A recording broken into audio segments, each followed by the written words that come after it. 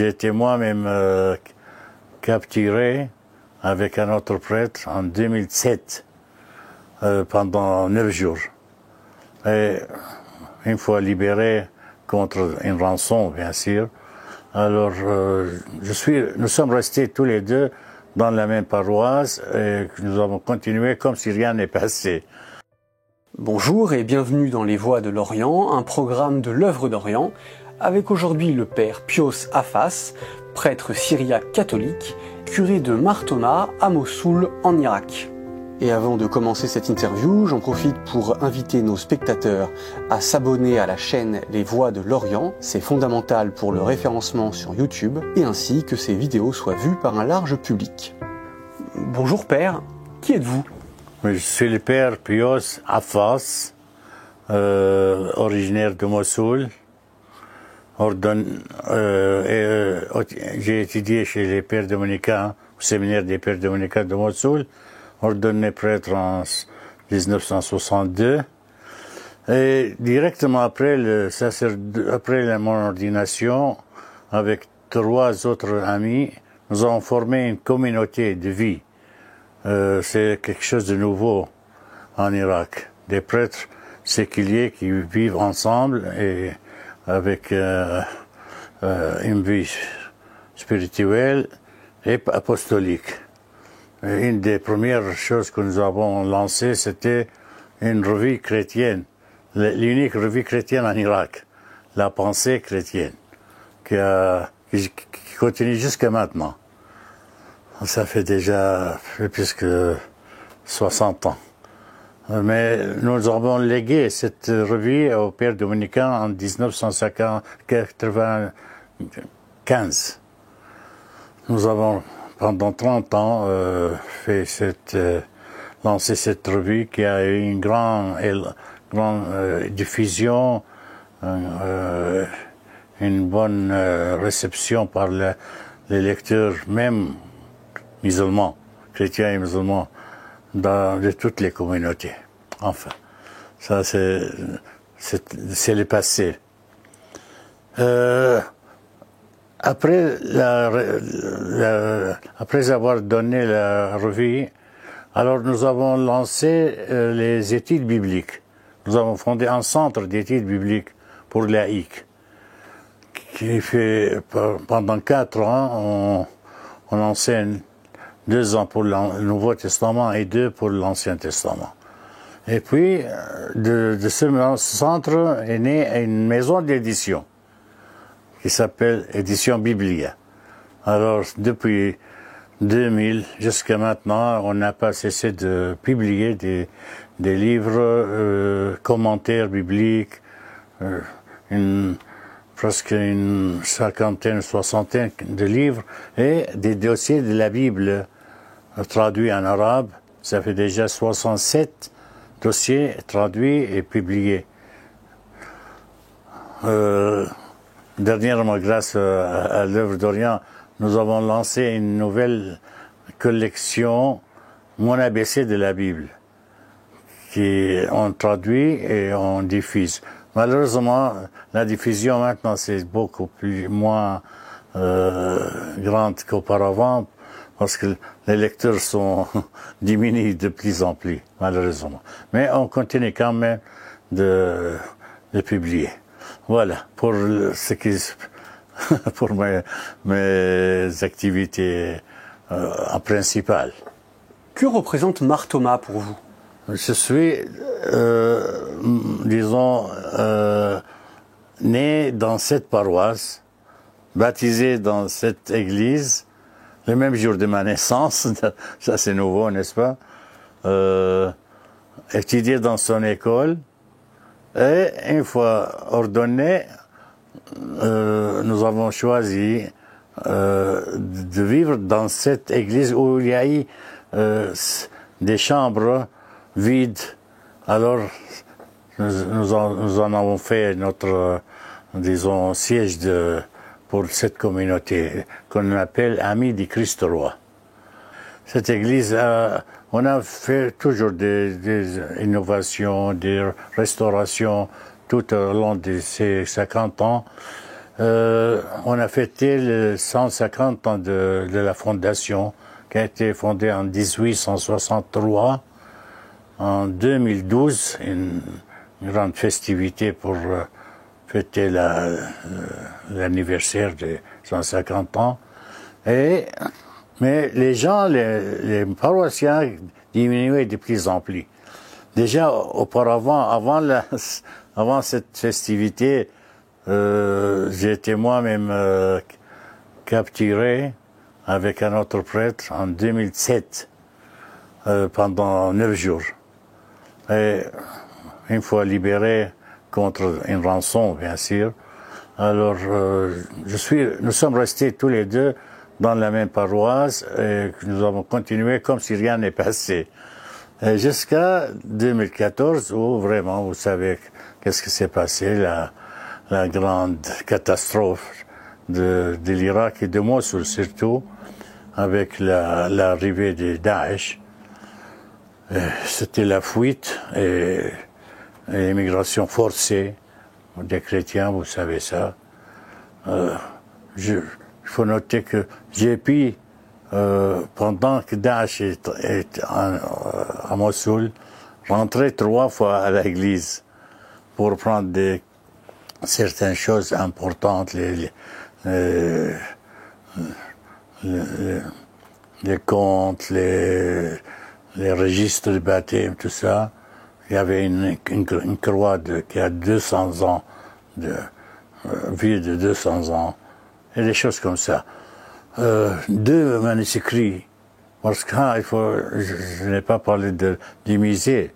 En 1996, j'ai fondé un musée très important, ecclésial d'abord, et puis du patrimoine de Mossoul.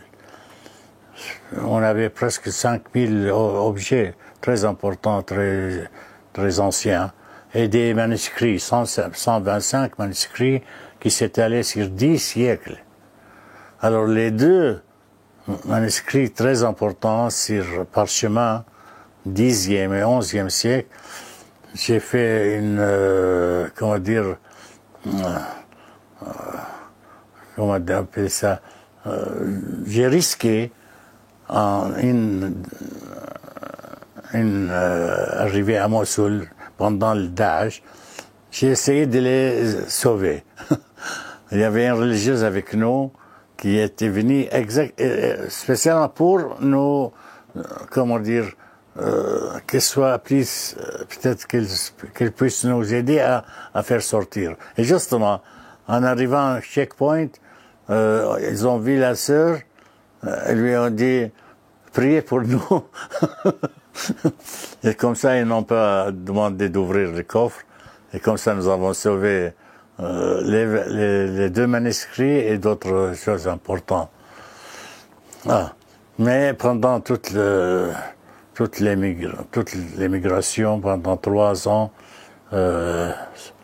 l'église était comme un siège de Daesh. Même une école, une prison, et tout ce que vous voulez. Et une fois la libération est faite, nous sommes les premiers à rentrer pour voir les dégâts. C'était un pays, comme on appelle ça, c'est triste et pénible de voir l'église comme ça dévastée. Et surtout en voyant les hôtels, les 3 hôtels cassés farouchement. Et nous avons remarqué, ils avaient marqué tout autour de l'église pour faire dynamitiser l'église. Ils n'ont pas eu le temps, heureusement. C'est comme ça l'église est restée debout, mais il y avait un trou dans le plafond, 2 trous. Alors, la première idée que j'ai eue, c'est de rétablir l'église, de restaurer l'église. Malgré tout. Alors, il fallait beaucoup de temps pour enlever tous les dégâts, tous les gravages. Et on a célébré une messe avec l'évêque le 3 juillet, la fête de Saint-Thomas, 2018. La première messe célébrée sur les débris, à Mossoul, la rive droite. Parce que c'est la rive droite qui a été la plus dédommagée. Et c'était sur une petite table. Mais c'était vraiment quelque chose d'action de grâce pour le Seigneur qui a gardé l'église sans qu'elle soit détruite complètement. Et depuis le lendemain de cette messe, on a commencé un peu à faire des choses dans l'église, des restaurations. Une des premières choses à faire, c'était les 3 hôtels. Alors il y avait un ingénieur français payé par la fraternité en Irak. Il a restauré 2 hôtels, mais magnifiques, de 20 ou 30 morceaux. Il a pu tout rassembler, le coller. Et le 3e, il manquait beaucoup de morceaux, alors on l'a laissé comme témoin du passage de Daesh dans l'église. Et petit à petit, pendant, disons, la restauration de l'église a duré 5 ans, mais avec des étapes. Chaque fois, on arrive à la fête de Saint-Thomas le 3 juillet, on prépare tout pour faire la célébration, la consécration des 2 hôtels, par exemple, en 2019. Et le lendemain, on recommence les restaurations dans l'église et à l'extérieur de l'église, dans les bâtiments autour de l'église, où il y a les chambres, les salles de réception, les salles de réunion et tout ça. En tout cas, on est arrivé cette année en avril, 28 avril, une ouverture officielle de tous ces travaux, pendant qu'on avait fait plusieurs ouvertures dans chaque étape. Mais cette dernière étape a été vraiment extraordinaire. Elle a rendu l'église beaucoup plus belle et on l'a rendue comme elle était auparavant, parce qu'il y a eu dans les années 1959, la nef gauche allait tomber tout entier, à cause des tombeaux qui étaient dans la cour. Alors, ils ont démoli toute la nef et on ne l'a pas rendu restauré de façon esthétique et architecturale. Ils l'ont fait en ciment. Alors, depuis ce temps-là, moi, je songeais à faire quelque chose. C'était le moment, après Daesh, c'était l'occasion de faire ces travaux. On a embelli toute la nef avec le marbre de Mossoul, tout entier, hein, la nef et l'extrémité de l'église. Et puis le sol, on l'a approfondi, on a consolidé les fondements et tout ça. C'était parfois, pour blaguer, on dit c'était bien que Daesh vienne pour que nous donne l'occasion de faire tout ce renouveau. Elle devient vraiment une des plus belles églises que vous allez avoir demain, Inch'Allah. Cette restauration, grâce à un ingénieur très honnête qui n'a voulu accepter rien pour son travail, ça a coûté dans les 600 millions de dinars irakiens sur 3 côtés.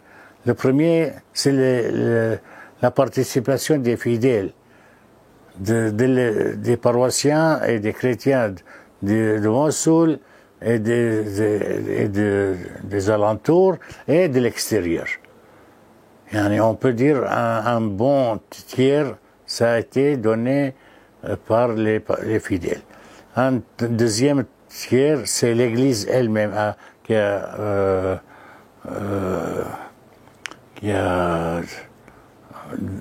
participé. Et un troisième, ce sont des organisations catholiques, l'Œuvre d'Orient, Fraternité en Irak et la Fondation Saint-Irénée. Pourquoi avoir reconstruit Mar Thoma? C'est une église historique. Alors il faut bien la garder, la préserver, la conserver, et avec toujours l'idée de préparer le retour des chrétiens. J'étais certain que les chrétiens ne vont pas revenir tout de suite.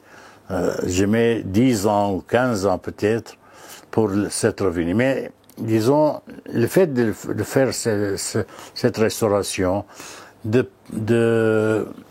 organiser des messes mensuelles, on emmène les gens d'Erbil, de Duhok, de tous les coins, pour venir célébrer. Et ils viennent avec enthousiasme. Et comme ça, ils commencent à avoir, disons, une certaine affinité avec la ville, avec les gens de la ville, les musulmans. Ça change un peu leur pensée, les arrière-pensées sur l'islam et tout ça. Mais pour le retour, non, je sais que ce n'est pas pour demain, mais il y aura, je crois, des temps meilleurs en Irak en général, et surtout à Mossoul, comme centre de communication et je sais pas, il y a pas mal de choses sur le plan économique. Je crois il y aura un avenir très très souriant, comme on dit en arabe. Alors ça va pousser les chrétiens, et même les chrétiens qui sont déjà à l'étranger, qui ont émigré, il se peut qu'ils reviennent pour investir. Il y aura des investissements dans cette ville qui commencent déjà maintenant. Il y a pas mal de projets qui se font pour rendre le Mossoul comme elle était, mieux qu'elle était. Pourquoi la crise de Daesh était-elle différente des précédentes? Et parce que Daesh, c'est quelque chose, comment je ne peux pas le qualifier, qui n'a rien de l'islam d'ailleurs. C'est politique, c'est poussé pour des raisons inconnues. C'est pourquoi, mais leur effort était contre les chrétiens comme premier objet. Mais les musulmans qui sont restés à Mossoul en ont souffert beaucoup. Eux aussi. Parfois, je dis aux chrétiens, soyez contents, vous êtes sauvés, vous êtes sortis sains et saufs. Mais beaucoup de musulmans ont souffert, ont été maltraités et aussi tués. Beaucoup de musulmans. Alors c'est quelque chose que vraiment, on ne sait pas pourquoi ils sont venus, comment c'est arrêté, c'est inconnu. C'est quelque chose un mouvement terroriste mondial. Mais nous avons été victimes de ce mouvement, malheureusement. Et pour Mossoul, comme ville très historique, très ancienne, depuis un millénaire, avec l'empire assyrien, dont Ninive est la capitale, qui est Mossoul, même Ninive. Et puis les chrétiens, il y a eu les Juifs qui sont venus en Irak avec l'exil à Babylone, mais ils sont restés après la venue des Perses. Ils ont choisi de rester en Irak, la plupart. Et ils sont dispersés dans tout l'Irak, du nord jusqu'à... Alors c'est eux, je peux dire, qu'ils sont les premiers habitants de l'Irak avant les chrétiens. Et puis, avec les chrétiens, il y a une nouvelle ère pendant les premiers siècles, malgré aussi les persécutions. Mais avec l'islam aussi, il y a eu pas mal de problèmes, des persécutions aussi. Mais en tout cas, disons, l'Église a tenu bon malgré toutes ces difficultés sur 2000 ans. Et on le dit toujours, c'est le sang des martyrs que l'Église a donné cette vie à cette Église jusqu'à maintenant. C'est pourquoi on est vraiment triste de voir nos chrétiens quitter. Et ils quittent, bien sûr, pour avoir la sécurité, pour avoir du travail, et puis avec des masses qui sont maintenant à l'extérieur puisqu'ils sont à l'intérieur. Et ça c'est mauvais parce que ces chrétiens qui ont émigré, ils attirent leurs parents qui sont encore sur place.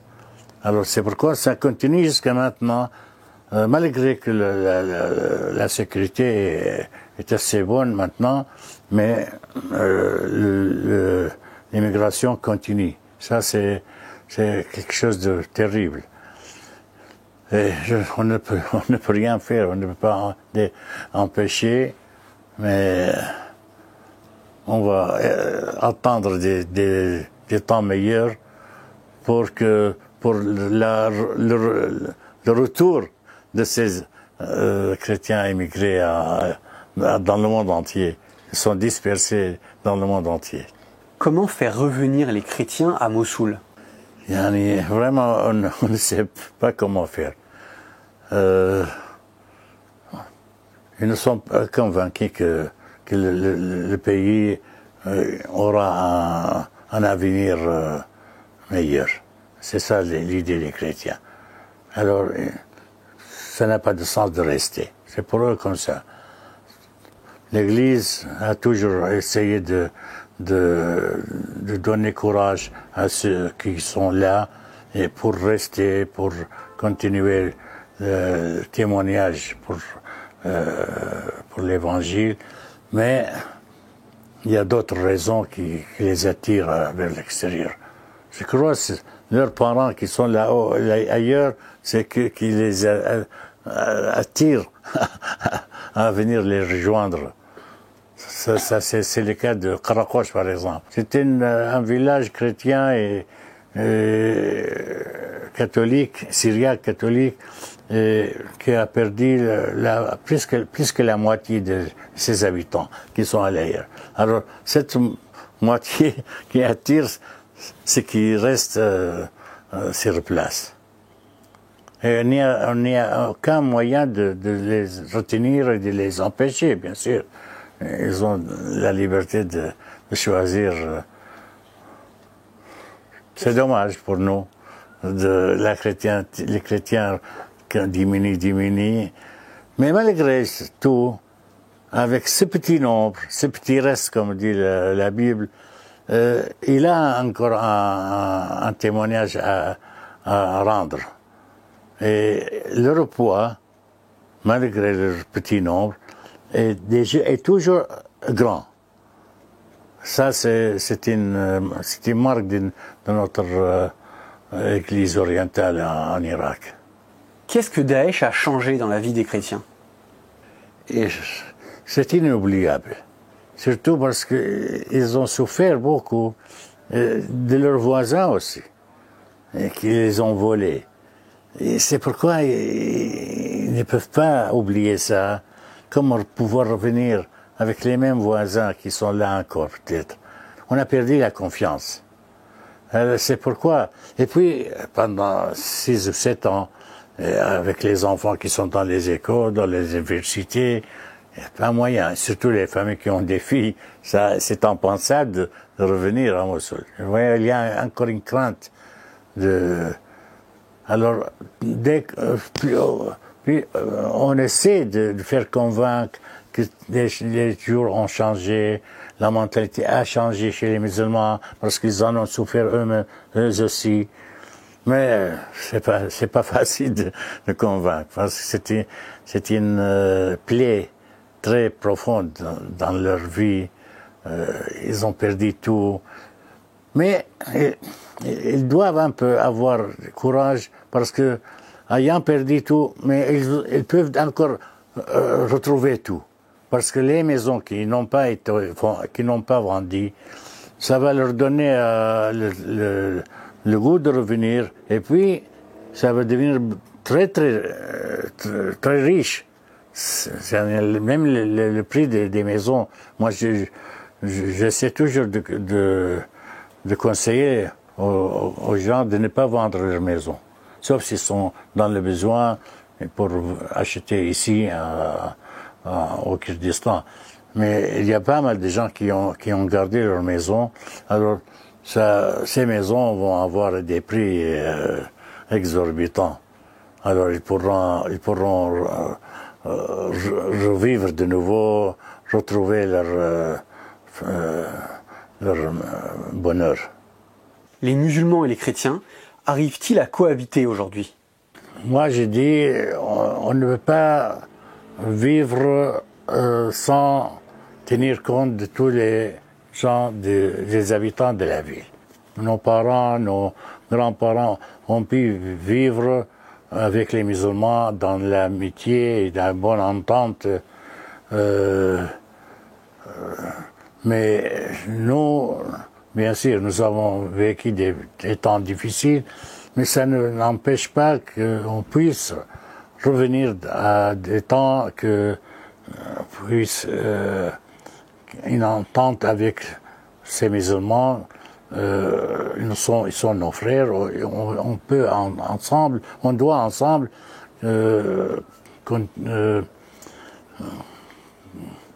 participer à la reconstruction du pays. Ça, c'est mon idée. Alors, je dois vous dire que après avoir perdu le musée tout entier, ils l'ont pris soigneusement. Ils ont été, on leur a demandé de prendre tout le musée. Et il est parti dans un lieu inconnu. Alors, une fois terminé la restauration de l'église, je commence à refaire le musée sous le nom de Maison Mossoliot. Alors, je voudrais, par ce billet, avoir des contacts avec les musulmans. Il y a à côté de nous aussi une institution pour le patrimoine Mossoliot. Alors, je fais la même chose. Comme ça, nous avons des bons contacts. Alors, je dis que cette maison Mossoliot doit se construire par les chrétiens et les musulmans de Mossoul. Qu'ils participent tous à cette fondation qui va donner vie au musée qui était auparavant et qu'on l'avait perdu. Et toute la ville a perdu ce musée de Martouma. Parce qu'il n'y avait pas un musée comme ça, avec 5000 des choses anciennes. Qui avait-il dans ce musée? On avait tout ce qui rapport à la vie de tous les jours des Mossouliotes, des métiers, tout ce que tu veux tu peux penser dans la vie des Mossouliotes, nous l'avions dans le musée. Et tout ça est perdu. Et on ne peut pas retrouver ça. Mais il faut maintenant faire des efforts extraordinaires pour retrouver quelques pièces comme ça aussi ou là et acheter. Même pour acheter, ce sont rares maintenant, parce que tout est détruit dans l'ancienne Mossoul. Vraiment, c'est difficile de retrouver le musée d'antan. Mais malgré ça, je sais. Je vais commencer maintenant une section de cette maison Mosuliote, les costumes des villages chrétiens. Maintenant, nous avons déjà 3 mannequins pour le costume de Karmles, de Shekhan et d'Ankawa. Ça, c'est les premiers 3 qui ont accepté de nous aider et de nous donner ces habits. Nous avons acheté des mannequins. Alors, je compte avoir peut-être une vingtaine de costumes de tous les villages. Ce sera à Mossoul, pour les Mossouliotes, pour les gens de l'extérieur qui viennent. D'abord, ils vont savoir ce que la présence des chrétiens dans la ville et dans tous les villages des alentours. Et en même temps, ils vont voir que les chrétiens ont une histoire millénaire. Pourquoi les chrétiens ne sont-ils pas d'accord avec vous? Ils ont tellement souffert de ces discriminations, et beaucoup ils ont été menacés, ils ont payé de l'argent. Alors c'est pourquoi ils ne peuvent pas oublier. Peut-être ils peuvent pardonner, mais ils ne peuvent pas oublier cette discrimination. C'est tout le fait d'être chassé de notre ville. C'est pas quelque chose de facile. Qu'est-ce qui vous maintient dans l'espérance? Et c'est notre pays. Le Christ nous veut que nous soyons ses témoins dans ce pays qui a témoigné pour lui il y a 2000 ans. Alors, il ne faut pas faire absence du Christ dans ce pays. Alors nous sommes, disons, motivés à continuer cette présence chrétienne dans le pays, avec l'espoir qu'on aura des jours meilleurs, un changement peut-être qui sera essentiel dans la politique, dans l'économie, qui va attirer, peut-être qui va donner le courage et l'espoir pour ceux qui sont là de rester et ceux qui sont partis de revenir. Et moi, j'ai mise sur cet espoir. Je ne le verrai pas, bien sûr, avec cet âge. Oui, bien sûr. À 84, c'est difficile de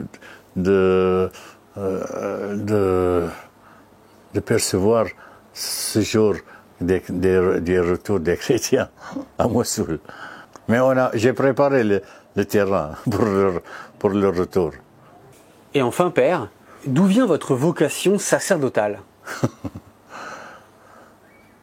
Nous sommes une famille assez religieuse, assez pieuse. Mon père est Chemmas, sous-diacre.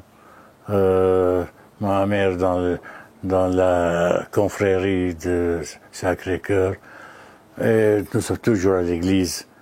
Et vraiment, je crois que j'ai été touché par l'exemple du prêtre, du curé, de notre curé. Il était vraiment très calé dans la prédication, dans sa façon de prêcher. Alors c'est comme ça que j'ai voulu devenir prêtre. Tous mes frères ont voulu faire ce choix, et ils ont échoué. Moi, le dernier garçon, je suis allé tout seul chez le directeur du séminaire qui est français. C'était moi, je m'étonne jusqu'à maintenant comment j'ai pu faire ça. Et j'ai dialogué avec lui, il m'a questionné, j'ai répondu. Je me rappelle, il me dit, vous allez avoir besoin de votre papa, de votre maman. Je dis non. Jésus a dit, celui qui met comment dire ça, dans la terre pour labourer. Il ne faut pas regarder en arrière. Alors, il m'a accepté au séminaire. Je suis revenu à la maison. Je suis accepté au séminaire, j'irai.